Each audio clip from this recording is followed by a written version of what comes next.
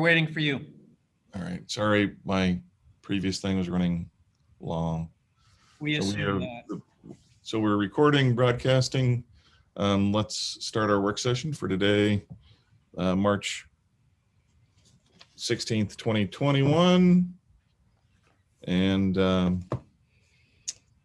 Joe, what are we here for? You are technically meeting as the Oh, right.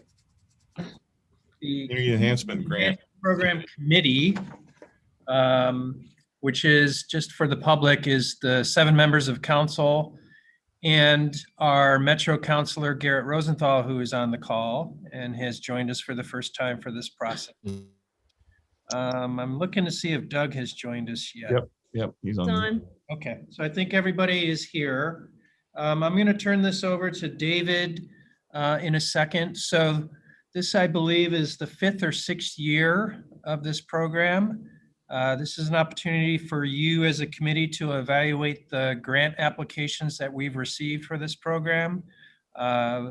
We participate in this program with Metro because we host Pride Disposal, a transfer station there, and a certain portion of the tipping fees or the charges that are collected at our transfer station go into this program and then are offered to community groups to utilize through this grant program. And you get to evaluate each of the applications and decide how to divvy up the money. This is for next fiscal year, so you're making decisions that really won't go into effect until July 1st, 2021. So we can make decisions tonight, which we always try to do, but if for some reason you had questions and wanted some time for us to seek answers, we could always reconvene and make decisions later if you need to. So unless there's any other just general questions, I'm going to turn it over to David and his team. Thank you, Joe. So we received 7 applications for next fiscal year. So that'll be fiscal year 21-22. And before I share my screen, just to kind of show who's requested what, we received most, I guess, comments back from most of the committee members, which is typical. Not everyone. I know folks like to discuss how much they would like to award. The total amount requested from those 7 applications is little over $92,500. We estimate of about a fund balance of a little over $100,000. So we do have the funds to cover all the requested amounts if the committee chooses to do so. So with that, I am going to share my screen. And then one thing I'd like to, if we could just have maybe about 5 minutes, Mayor, at the end of towards the end of this work session, we do have a scope change that was requested from one of the applicants from last year that we awarded funds to. And this is all deals with COVID-19, and we can't hold in-person sessions. It's more a virtual platform, which we're all kind of used to. So that's just something that we felt like we need to come back to the committee to seek approval on that. So with that, I'm going to share my screen and then really just open it up discussion for you folks to talk about, if you could come to some kind of consensus, or if you want us, as Joe said, to seek more information back from these applicants. Right. Okay. Can everyone see my screen? Yep. Okay. So here is the list of the 7 applicants. The requested amount is in column C for a total of a little over the $92,500. And we received 5 out of the 8 committee members gave us some responses, and in column D is just the average amount awarded from those 5 committee members. So with that, I'm opening it up to the committee to start the discussion. We can go in order to start with CASA and just kind of work our way down. And if there's anything you folks would like to discuss, and like I said, let me know if you want us to go back to these applicants to get more information for the committee. Can you scroll the screen over so we can see all the counselors' ratings? Yes. I can suggest, I think one thing that I recall that we've done in the past, and I wasn't able to make the meeting last year, but I think in the past, if we've all been unanimous on rewarding a full amount, we don't really feel the need to cover those generally in these meetings unless anybody has a reason to do so. Well, I do have a question, and I noticed we all awarded the full amount to the Sherwood Senior Center, senior citizens, but I just had a question when reading through it to purchase the van.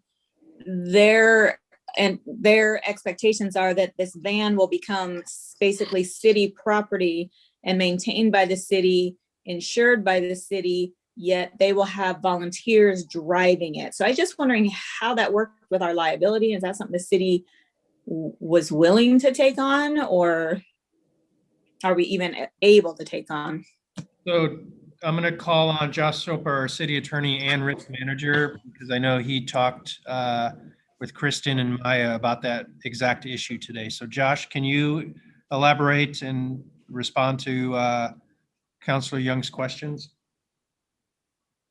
Sure. So one point I think right out the gate to clarify, and it may not have been clear in the application, this may even be a shift from the original intention, but the volunteers would be city volunteers, not volunteers of the Friends group. So the city would be not just owning and operating the vehicle, but also the program, recruiting volunteers, training volunteers, and so forth. So that we wouldn't be incurring additional liability from relying on somebody else to fulfill those functions. There is, of course, a increase in liability risk with operating a program like this. Any sort of transportation program has more risk than a lot of other types of programs. In terms of the costs of that, I had some preliminary conversations with our insurance agent today. It will depend on whether the program is construed as being like a busing type service or more of a activities transportation type service. I think it will be more likely the latter because we're not going to be providing like a TriMet level of service. And so it would likely, insurance costs will likely be pretty minimal, somewhere on the order of about $1,000 a year to cover that. Did I answer all of your questions, Councilor Young? Yeah, the volunteer part, that was important. I didn't know who would be organizing the volunteers, so they would go through our volunteer program. So right, our background checks, our training, our qualifications, etc. Okay. And Kristen, can you just a couple comments about the need for such a van for activities? Yeah, I think one of the biggest needs is going to be once we're able to do day trips and activities again. That's something that the Friends have been borrowing and having volunteers drive vans. They've been borrowing vans from churches and other locations. But the other need that we're really seeing is an increased need to be able to help get people to medical appointments and to grocery stores and to the YMCA. So just having a regular day and time where we're helping provide that service for people. And then the last area that we're really looking at utilizing it is potentially to help with meal delivery. Since we've all been doing this for a year now, we're utilizing volunteers to help deliver the meals. We're also using a city vehicle, and this would just give us another opportunity to have a vehicle that lives at the senior center that is available to deliver meals. Thank you, Kristen. Sure. I didn't see the order, but Tim and Sean with their hands up. Put your hand up first. I'll go ahead and go. This is Sean. Thanks, Just, I know it's early on, so I don't know if any kind of structure or process has been put in place by the senior center on the ideas of this, but I mean, is there any thought on limitations of,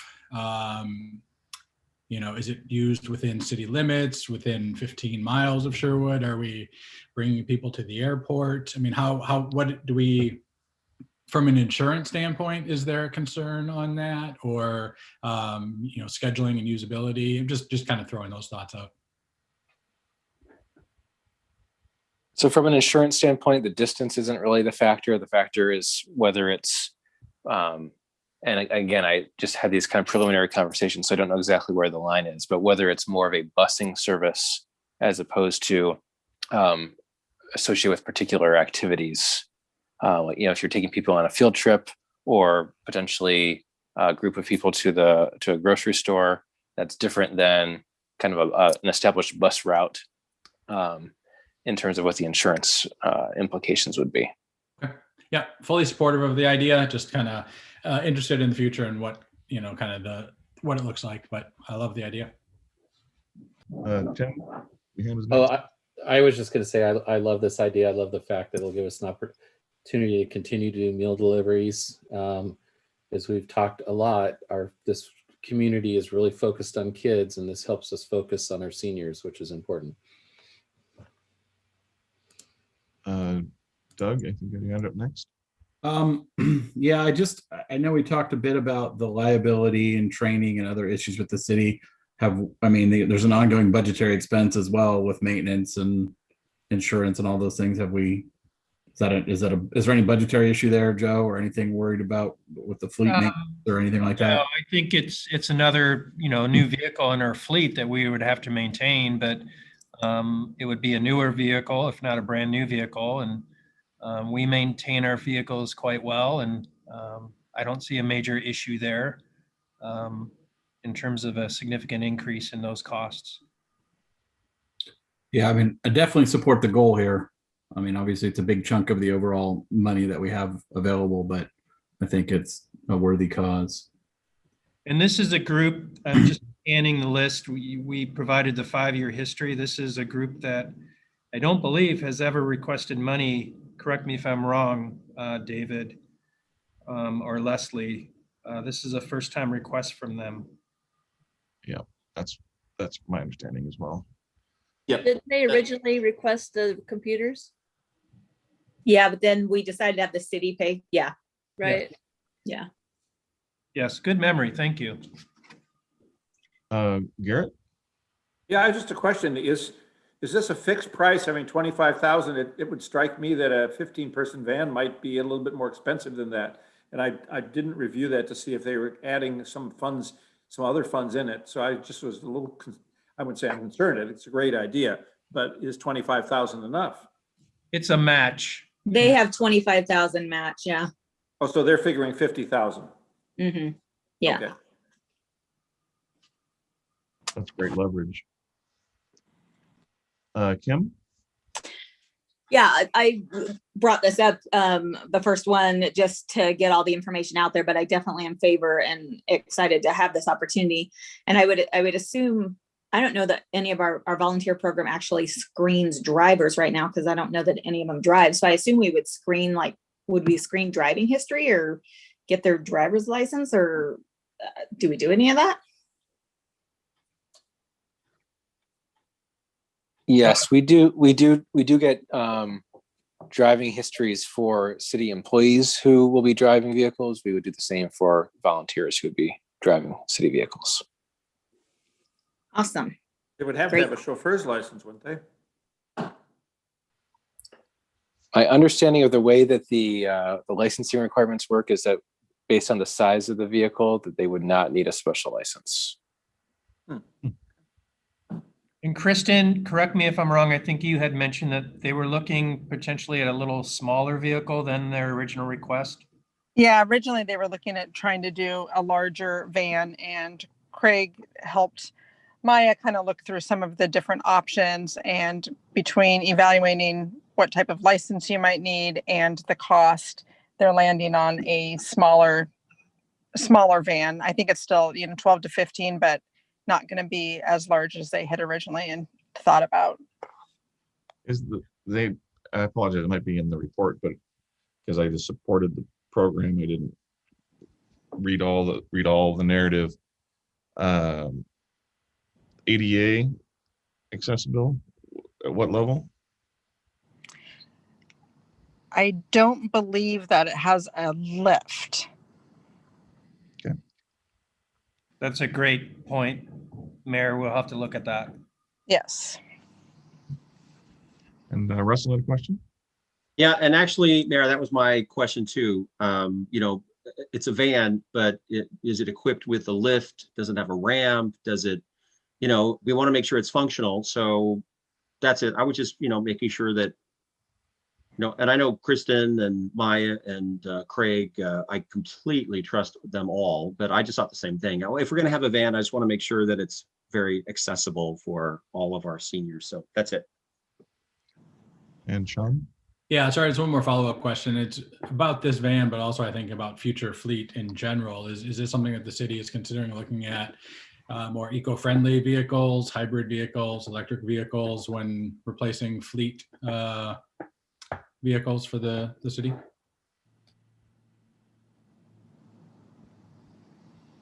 Is Craig on the call to respond to that? Yeah, I can respond to that, Joe. Thank you. So the first question about ADA, we did talk to Maya about making this ADA accessible. And I think the original plan was to get a van. And then I believe they're looking at some other funds, maybe back through this next year or so, to be able to put the other stuff into the van. So hopefully that answers the first question. The second question about going to green vehicles. We do look at that when we buy, especially the larger vehicles, it's more expensive because of different requirements. But if it makes sense, we'll buy a vehicle that is more greener. Like when we read water meters, we used to use a little GO4, saved on fuel and stuff. But a lot of times it doesn't save with the miles we put on in town. I appreciate that. Thanks, Craig. Yeah. I have one more question. Sure. So is this more like, with the CEP money, we typically grant and give the organization the money, but it sounds like this is a vehicle that the city would need to purchase to have in the city's name. So it seems to me. So generally speaking, by the program, the dollars can go to the city or they can go to community organizations. Early on, almost all of it went to the city, and we changed that a few years back to try to focus exclusively on community organizations. And this is kind of going to be So basically, if we approve this, we would just work with the Sherwood senior citizens, and they basically are going to donate their $25,000 to get this vehicle purchased. Yep. Yeah. Doug? Yeah, just in regards to the ADA thing, I'd want, and either that's already been looked at, or if not, I'm sure we will, but just if we don't have that out of the gate, or we open ourselves up to any legal issues. So I'm sure Josh will get all over that. Yes, that's a great question. Thank you. Great. Again, there's, other than questions, there's universal support for the YMCA, for the Sherwood Senior Citizens Inc.,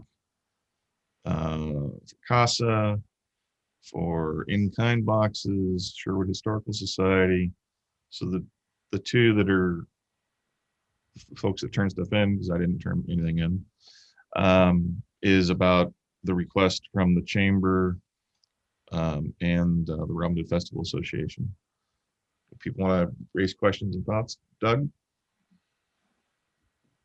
Yeah, I still have my hand up from before, but I do have thoughts. Not, I mean, specific to kind of, I guess, the overall number and the overall list. I think obviously COVID happened, but I know when we did this last year, it felt to me like there was a consensus among the group to start building up a kind of a reserve in this fund, so that as future requests come in, we can fund something really large and really transformational potentially. And so my concern here is, I think looking at the tallies, we'd actually be dipping into the reserve that we started building last year, and instead of increasing it. So I mean, obviously the funds are down this year, and also our requests are down, but just something to think about that I think I remember us talking about last year. Regarding those specifically, I think I'd say the same thing. I think we've said in the past too, is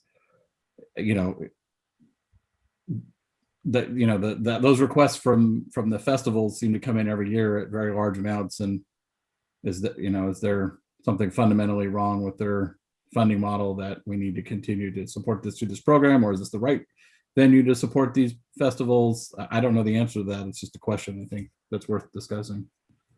The chamber, this is their first request for support, and they're doing it through their show. Robin Is Hood. there second? Yeah, they requested last year. Well, their request last year was specific to their new office space. And Oh, right. First time for their cruising, yeah. yeah. And you may have seen, sorry, Mr. Mayor, they said this is a one-time request. They're not anticipating using this program for cruising.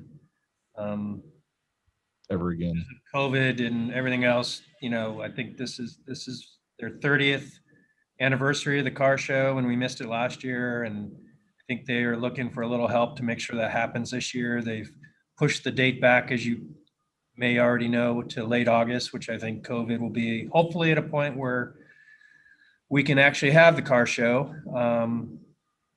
So just some more clarification. They're not seeking ongoing support for their festival from this program. Thank you, and I apologize for misspeaking. No, it's a good point. I think there's certainly issues and questions around Robin Hood on that part, so. And also regarding the chamber, I'm on the committee.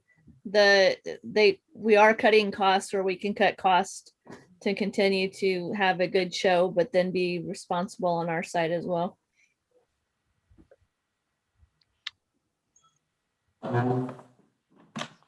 Other thoughts?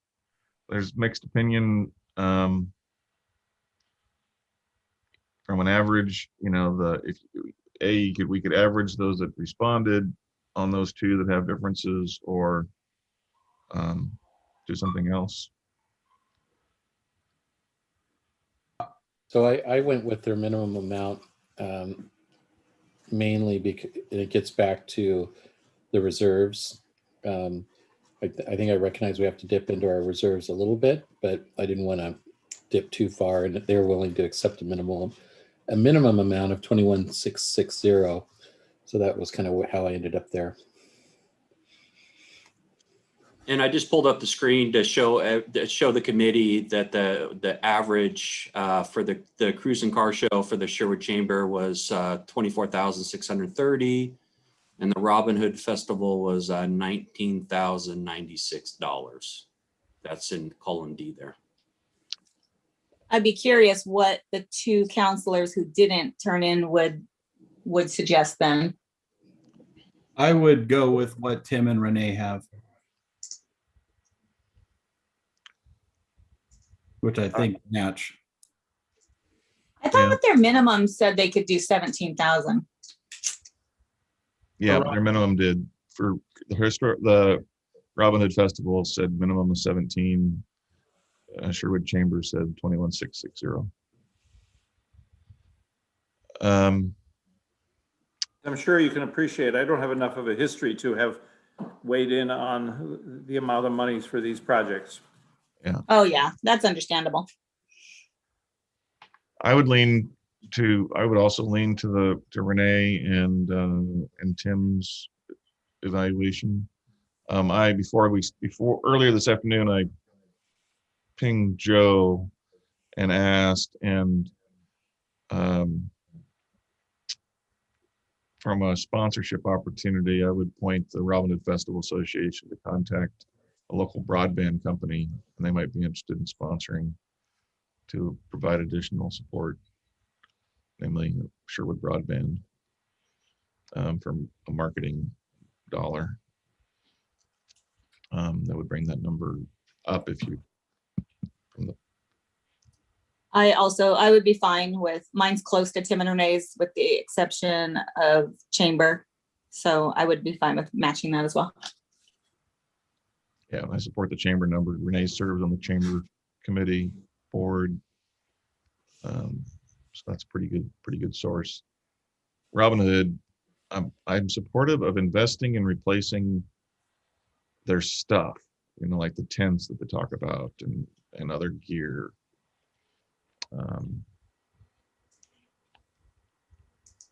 So I'm supportive of the 17 number.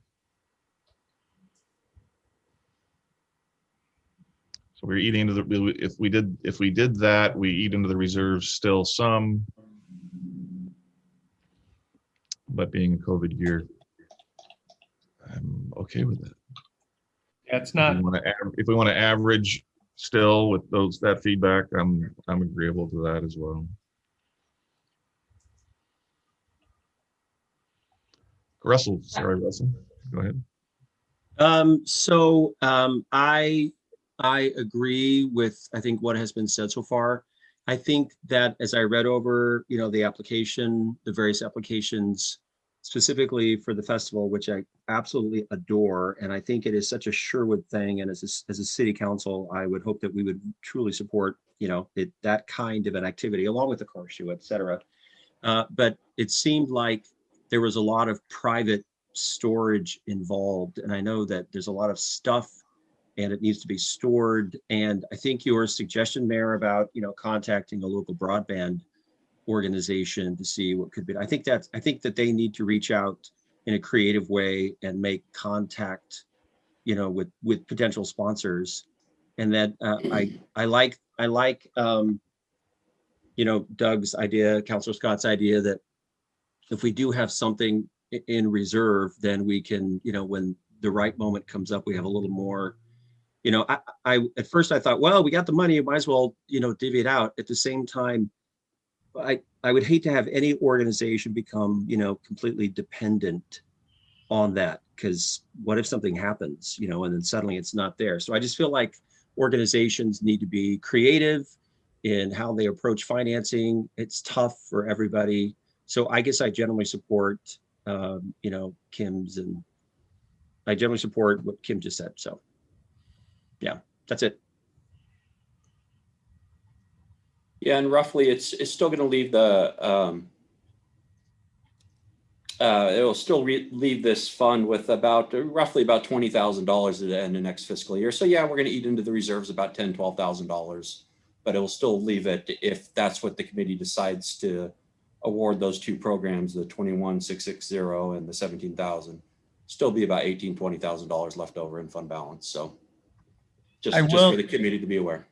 I will add, and it's not a kind of a done deal, but Councilor Rosner is also on the Sherwood Education Foundation board with me, and they may be returning their grant for this year. You may recall we granted them money to have a speaker come, and that person unfortunately passed away, and they were looking for another person from that organization. And the chair of the board emailed me recently and said that they think they can, will probably just return the money rather than trying to reschedule.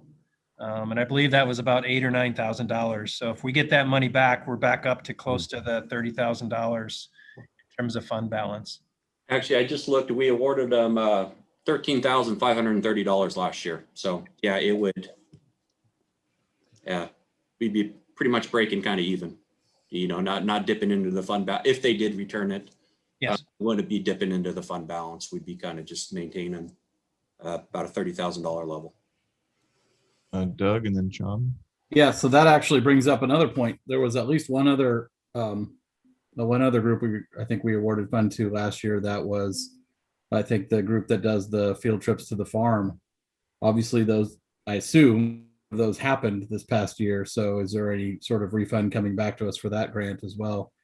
But the first thing I raised my arm about is kind of following along with what Russell had said before is, I probably a broken record on this. I think I've said this all 3 years I've been on this committee, is I'm very supportive of one-time expense, of funding one-time expensive. I think I'm very hesitant to support ongoing operational expenses in general.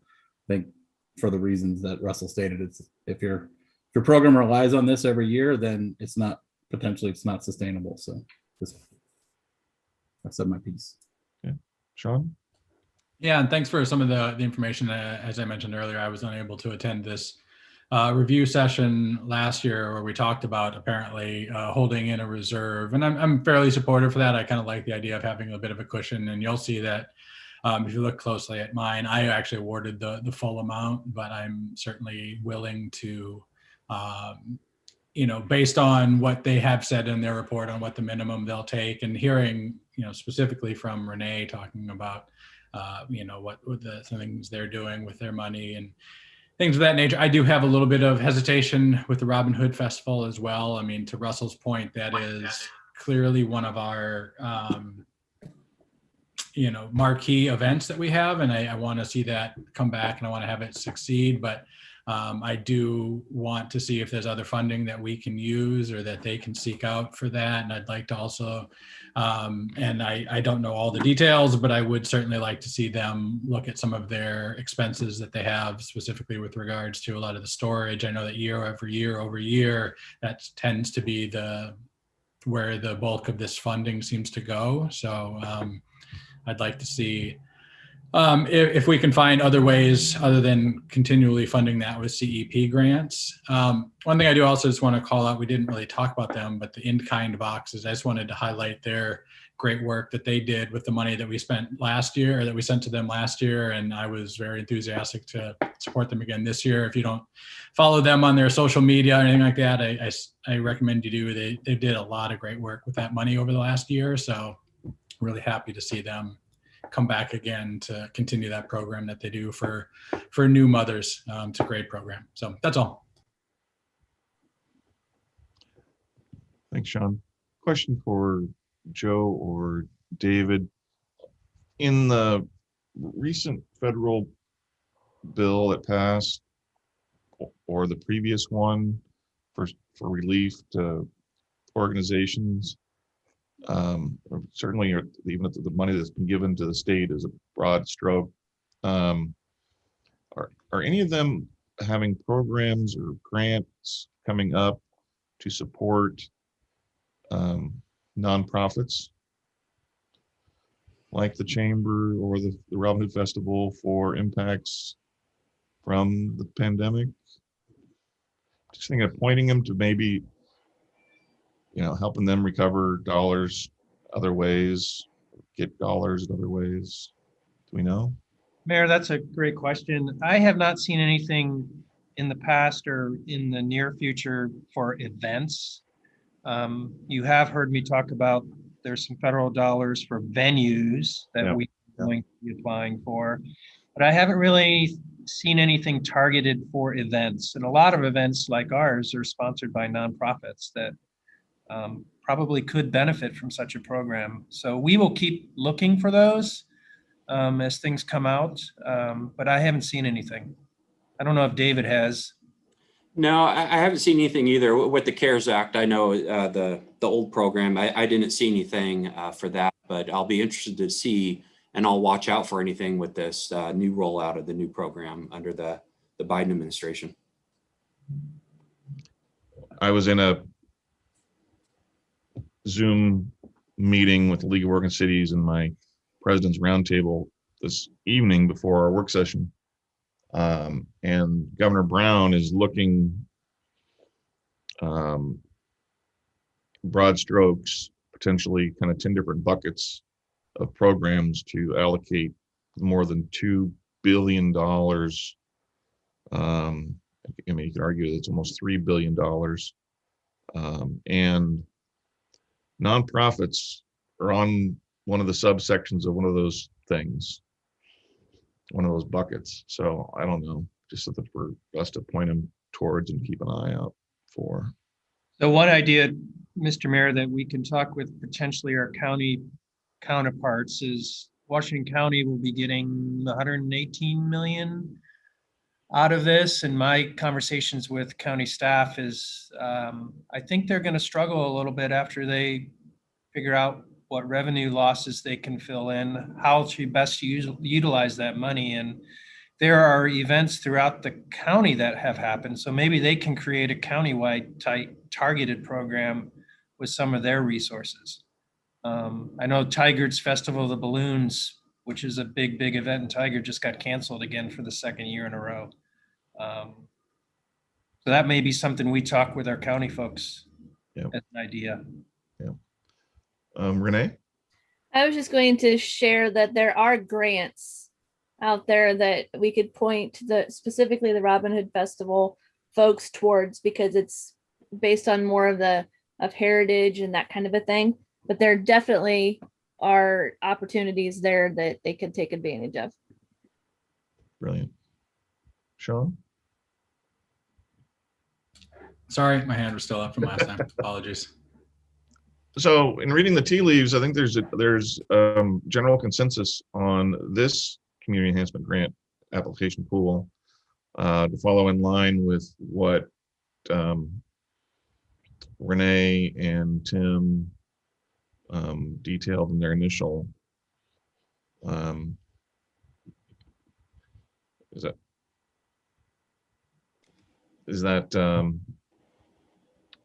anybody object to that at this point? General. Good to me. A lot of people are nodding their heads. Process wise, I can't recall. So Joe, does this committee vote? Yes, you do vote, and you can have someone make a motion basically recommending either Councilor Browse or Councilor Rosner's suggested allocation and vote on it. Is there someone who wants to make that motion? I'll make a motion that this committee adopts the funding recommendation proposed by Councilor Browse in the total amount of $82,338.81. Thanks, Doug. Is there a Second. second? Seconded by Kim. Discussion on the motion? All in favor of the motion to award the grants as detailed in the spreadsheet as recommended by Renee, say aye. Aye. Aye. Opposed?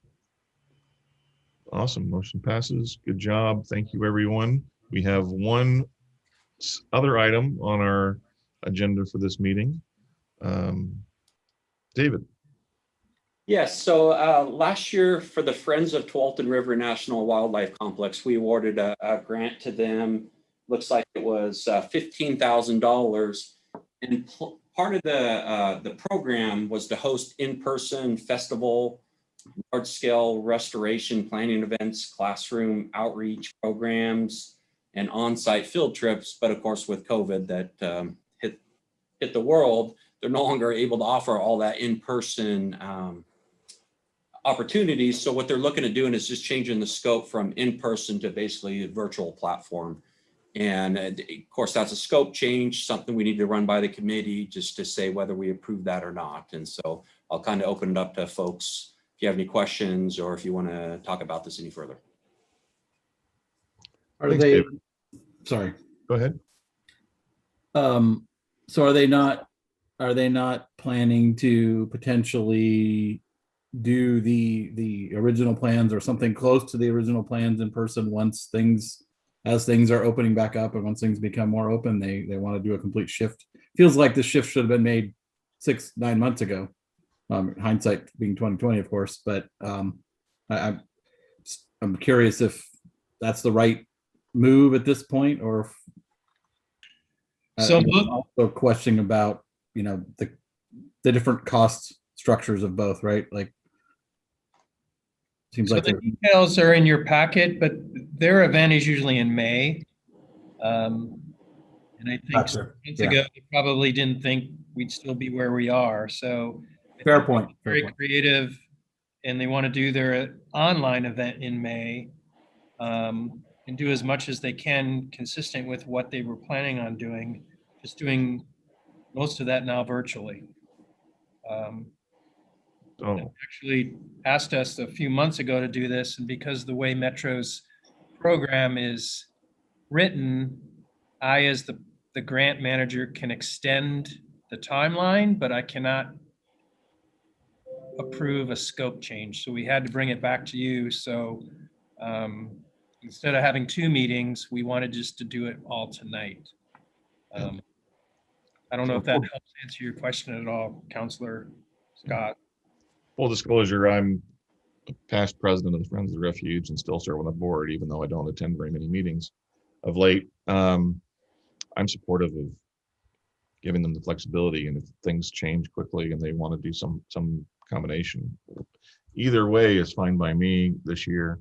I was appreciative that they recognized that of their situation and asked for the change, and then said, and didn't ask for more money this go around for something different. So that was nice. Because I literally reached out to them and said, do you want to apply for something different? And they said, no, we haven't spent last year's, and we went, da, da, da, da. I go, kudos to you. Yeah, as I look at their scope change, it's mostly staffing costs. Yeah.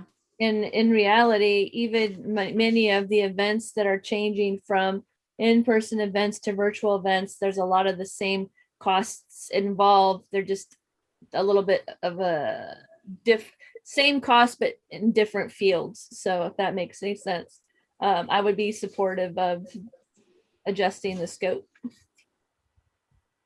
I'm supportive. Well, someone want to make a motion so we can tie a bow on it? I'll make a motion to allow the Friends of the Tualatin River National Wildlife Complex to adjust their grant scope. Second. Second. Moved and Third, seconded. fourth. Seconded. Discussion on the motion? Hearing none, all in favor of the motion to allow the Friends of the National Wildlife Refuge adjust the scope of their grant, say aye. Aye. Aye. Opposed? Motion carries. Thank you, committee. And we're done with 15 minutes to spare. Appreciate all your thought and consideration. And Garrett, thanks for connecting. COVID days, you're not appreciating the joy of commuting into Old Town Sherwood for this committee meeting, but we'll look forward to having you out for this next year. Oh, you're muted, Garrett. I look forward to the time when I can come down to Old Town and we can meet in person. And I find it interesting, and it sounds like some nice projects that I'm glad to see the money is, these are non-controversial and things are going forward. Here, here. Thank you, Garrett. Anything else for the good of the committee?